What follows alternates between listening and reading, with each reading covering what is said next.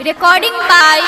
माँ Saraswati recording studio Umgaon. तोहर अखिया के कजरा के जान लफरा बना देन तो तोहर अखिया के कजरा के जान लफरा बना देन तो बादल राज मिक्स बाय राजेश बदल। एक सुते नहीं पबै छी गे रतिया के निंदिया चोरा लेने छे हो चोरा लेने छे ओए होए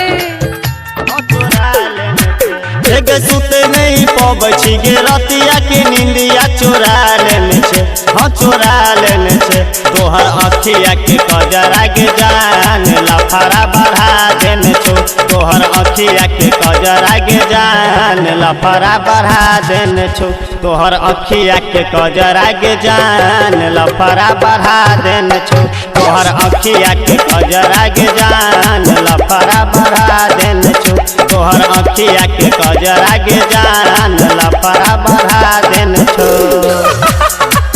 ओए होए तोहर अखिया के कजरा के जान लफरा बढ़ा देने छो बादल राज तोहर अखिया के कजरा के जान लफरा बढ़ा एक पागल बन के घूमै छियौ हम तोरा पीछा आ कहिया पूरे बही गे छौरी आ मनवा के इच्छा ओए होए हे गे पागल बन के घूमै छियौ हम तोरा पीछा आ कहिया पूरे बही गे छौरी मनवा के इच्छा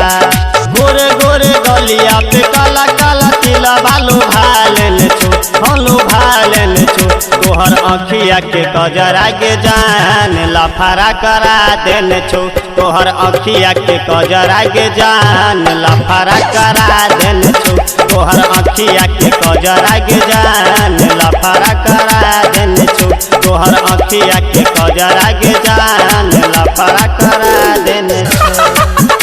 ओए होए तोहर अखिया के कजरा के जान लफरा बढ़ा देन बादल राज तोहर अखिया के कजरा के जान लफरा बढ़ा हे गे सिंगर राजा बिहारी कहै छौ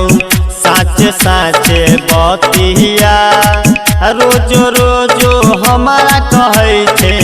छौरी हे गई नतिया ओए होए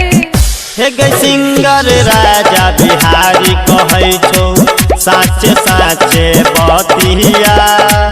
रोजो रोजो हमारा कहै छे छौरी हे गई नतिया हे गे गाँव घर के छोरा सब तोरा पे छौरी लो भाई लगलो हलो भाई लगलो तोहर अखिया के कजरा के जान लफरा बढ़ा देलको तोहर अखिया के कजरा के जान लफरा बढ़ा देलको तोहर अखिया के कजरा के जान लफरा बढ़ा देलको तोहर अखिया के कजरा के जान लफरा बढ़ा देलको रिकॉर्डिंग बाय माँ सरस्वती रिकॉर्डिंग स्टूडियो उमगांव।